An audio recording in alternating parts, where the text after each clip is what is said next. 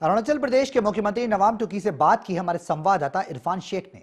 आइए सुनाते हैं कि नवाम टुकी ने बातचीत में क्या कुछ कहा। तकनीकी कारणों की वजह से हम आपको पहले नहीं दिखा पाए थे। देखिए रिपोर्ट।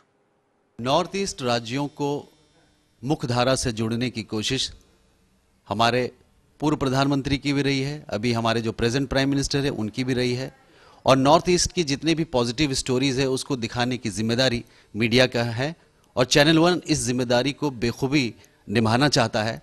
और आज हमारे साथ अरुणाचल प्रदेश के मुख्यमंत्री नवाम तुकी साहब हैं, जो कि बहुत बड़े फैन हैं राहुल गांधी जी के, और जो खुद ये चाहते हैं कि भारत का जो यूथ है, जो युवा पीढ़ी है, वो मुख्य धारा के साथ जुड़े।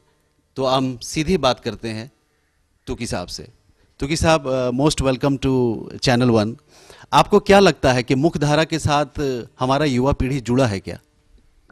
हाँ, राजीव जी का जो सपने थे, जो युवक को आगे बढ़ाने का, इसलिए उसका जो वोटिंग राइट को भी 21 साल से 18 साल बनाया। तो इसलिए देश का युवक अभी भी उसका राजीव जी का सपना को पूरा करने में हमारा विशेष करके जो ट्राइबल एरियाज़ में अभी भी विश्वास करते हैं। उनका जो भी एक्टिविटीज़ है, एम्पावरिंग टू द पीपल, जो पंचायती राज में, जो गांव लेवल में जो लोकल सेल्फ गवर्नमेंट बनाने का उन्होंने निर्णय लिया, उसको बहुत लोग तारीफ़ करते हैं। अभी भी गांव में पंचायती राज में बहुत अच्छे से काम हो रहा है। तो अभी इस कदम को आगे बढ़ाते हुए राहुल जी का भी नीति है कि ग्रासरूट को मजबूत करना है, और गाँव का लोगों को विशेष करके जो परामर्श है उनको आगे बढ़ाना है। जब गाँव आगे बढ़ेगा तब देश आगे बढ़ेगा। जब गांव में ताकत नहीं होगा तो देश ताकत कहाँ से आएगा? ये राहुल जी का नीति है। आपने राहुल जी की नीति के बारे में कहा, लेकिन राहुल जी अभी कुछ ही दिनों पहले मजदूरों की एक एसोसिएशन से बात कर रहे थे, और वो ये कह रहे थे कि प्रधानमंत्री उन लोगों को सोचने का मौका नहीं दे रहे हैं। तो आपको क्या लगता है कि क्या युवा पीढ़ी सोच पा रहा है? मोदी जी एक नारा के साथ निकले थे कि सबका विकास सबके साथ। क्या सबका विकास हो रहा है? हाँ, बोलने में तो बहुत कुछ है, बोला है, और हम सब भी उसका इंतज़ार में है। वो इंतज़ार का पल तो अभी निकाला नहीं है, और हम उम्मीद करेंगे कि जैसे उन्होंने वादा किया आम जनता को, उसका वादा को निभाना होगा। तो निभाने से लोग देखेगा कि वो अच्छा काम हो रहा है कि नहीं हो रहा है। हम लोग, बहुत लोग भी बोल रहे हैं कि अच्छे दिन कब आएगा, इंतज़ार कर रहे हैं। अच्छे दिन अभी तक आया नहीं है। मुझे विश्वास है राहुल जी का जो नेतृत्व में, उनका जो लीडरशिप में देश आगे बढ़ेगा और देश का काम करेगा। और देश का जो युवक है, विशेष करके जो रूरल एरियाज़ में जो लोग हैं, वो अभी भी उनका ऊपर में बहुत विश्वास है। ऑनरेबल सीएम साहब, आपको बहुत रिस्पेक्ट और इज़्ज़त के साथ मैं एक चीज़ पूछना चाहता हूं, क्योंकि आप ट्राइबल को, यूथ को, उन लोगों को रिप्रेजेंट करते हैं। उन लोगों ने आपको अपना मुखिया चुना है। हमारे देश के जो फर्स्ट सिटीज़न है इंडिया के, हमारे प्रेसिडेंट, हमारे राष्ट्रपति, उन्होंने ये कहा कि बाहर की सफाई को साफ करने से ज़्यादा इम्पॉर्टेंट है कि मन के अंदर जो गंदगी है, जो डर्ट है, उसको साफ करने की ज़रूरत है। तो आपको क्या लगता है कि इस पे कोई काम मौजूदा सरकार कर रही है? राष्ट्रपति जी प्रणब मुखर्जी तो मैं उसको अपना दादा मानते हैं, और हमारा जो देश का सबसे महान विद्वान आदमी है, ज्ञानी आदमी है, और वो जो कहा है एक एक शब्द में बहुत वैल्यू है।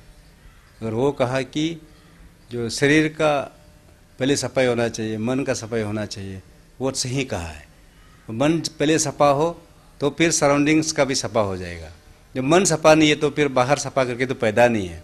तो ये सही कहा है। ये आगे ये एक बहुत बड़ा ये हो सकता है, एक लोगों का सामने में ये बहुत एक मैसेज चला जाएगा, बहुत अच्छा मैसेज चला जाएगा। तो इसलिए हम चाहते हैं ये मैसेज और आगे जाए और हर लोगों को पहुँचे। और ये जो कदम उठा रहे हैं, विशेषकर जो राहुल जी ने जो कदम उठारा है, तो उसी विषय पे वो करने जा रहे हैं। Thank you so much sir, thank you so much. Tuki साहब के लिए तो एक ही शेर मेरे दिमाग में आ रहा है, जो बात ये बार बार कहते हैं कि हमें तो सुर्ख होना है आका की निगाहों में, जमाने का क्या नासिर, भला माने बुरा माने, ये सोचकर ये काम कर रहे हैं अपने प्रदेश के लिए। और ये एक व्यथा है एक चीफ मिनिस्टर की, एक स्टेट की चीफ मिनिस्टर की, जो प्राइम मिनिस्टर से मांग रहे हैं कि भाई हमें भी प्यार करो, हमारे तरफ भी नज़र रखो, डेवलपमेंट बढ़ाओ, इंफ्रास्ट्रक्चर बढ़ाओ, ताकि वहाँ का यूथ मेन स्ट्रीम के साथ जुड़े। ये जितने भी प्रॉब्लम है इंसर्जेंसी का या किसी भी तरीके का जो जॉब नहीं है लोगों के पास, वो गुमराह होते हैं सिर्फ इसलिए क्योंकि empty pocket make good holster, एक खाली जेब में पिस्तौल रखना बड़ा आसान होता है। इसलिए मैं ये गुजारिश करूंगा अपने प्रधानमंत्री जी से, श्री नरेंद्र मोदी जी से, कि वो तवज्जो दें। गुजरात में डेवलपमेंट बहुत अच्छी बात है, लेकिन नॉर्थ ईस्ट में बहुत सारे बच्चे हैं, बहुत सारे यूथ हैं, बहुत सारे लोग हैं जो अंधेरे में रो रहे हैं, बिजली नहीं है। उनके आंसुओं को शायद मोदी जी ही पहुँचेंगे। मैं इरफान शेख, चैनल 1 के लिए, न्यू दिल्ली। तो दिल्ली में बढ़ते प्रदूषण को लेकर केजरीवाल सरकार ने एक नया फॉर्मूला जारी किया। इस पूरे मुद्दे पर बात की है हमारे संवाददाता सुरेश झा ने हाईकोर्ट के सीनियर वकील अनिल सोनी से। दिल्ली में पोल्यूशन कम करने को लेकर दिल्ली सरकार ने जो एक नई मुहिम शुरू की है, जिसमें विषम नंबरों की गाड़ी को जो अल्टरनेटिव डे पे चलाने की जो प्लानिंग की है, इसको लेकर आज हाई कोर्ट में याचिका दाखिल की गई थी, जिस पर हाई कोर्ट ने नोटिस जारी करते हुए सरकार से जवाब मांगा है। जो दिल्ली सरकार का नियम है, ये जो दिल्ली सरकार ने जो कानून बना है, कितना जायज़ है कितना नाजायज है, इस मसले पर हमारे साथ बातचीत करने के लिए मौजूद है हाई कोर्ट के सीनियर वकील अनिल सोनी जी। इनसे बात करते हैं कि क्या दिल्ली में जो इम्प्लीमेंट हो सकता है आसानी से। सर ये बताइए, जिस तरीके से दिल्ली गवर्नमेंट ने एक कानून सा बनाया है कि जिसमें विषम नंबर वाली गाड़ियाँ अल्टरनेटिव डे पर चलेंगी, लेकिन कैसे पॉसिबल है ये? दिल्ली सरकार आज तक कुछ भी करने के लिए कहती थी हम जनता से पहले बात करेंगे, जनता से पूछेंगे आपको क्या अच्छा लगता है और क्या नहीं अच्छा लगता है, और उसके बाद इम्प्लीमेंट करेंगे। ये जो एकदम से अचानक इन्होंने लाखों करोड़ों व्हीकल्स के ऊपर एकदम से भार डाल दिया कि जी ऑड एक दिन चलेंगी, इवन एक दिन चलेगी। किसी एक व्यक्ति से भी पूछा हो, आपने मोहल्ले जाने की बातें करी थी, लेकिन आपने तो एक आदमी से भी नहीं पूछा, आपने बंद कमरे में आपने ये डिसीजन ले लिया। और ये डिसीजन इम्प्लीमेंट कैसे होगा, कैसे कौन क्या देखेगा, ये बहुत गंभीर विषय था। इसके अंदर को मिलके, सेंटर को मिलके, पुलिस को मिलके, लॉ एंड ऑर्डर, RWAs और सब जो गवर्नमेंट हैं एजेंसीज, उनको साथ मिलके ये डिसीजन लेना चाहिए था, और एकदम 15-20 दिन के अंदर इम्प्लीमेंट होने वाला नहीं है। सर दिल्ली गवर्नमेंट कहना है कि 1 जनवरी से लागू हो जाएगा, लेकिन जो इन्होंने अल्टरनेटिव डे पे जो इन्होंने विषम नंबर जो गाड़ियां हैं उसको लेकर उन्होंने, लेकिन कैसे तय करेंगे कि कौन सी गाड़ी कितना पोल्यूशन दे रही है? और दूसरा, बाहर के राज्य से भी गाड़ियां आती हैं, जैसे यूपी सटा हुआ है, हरियाणा सटा हुआ, तो वहाँ से पोल्यूशन जो आएगा कैसे कंट्रोल करेगी दिल्ली गवर्नमेंट? क्या उन्होंने इस बारे में सोचा था? उन्होंने बाहर की गाड़ियों का तो सोचा ही नहीं हुआ, और अगर अंदर से कोई बाहर जाना चाहे और उसकी गाड़ी उस दिन उसमें नहीं आती तो वो बाहर भी नहीं जा सकता दिल्ली के।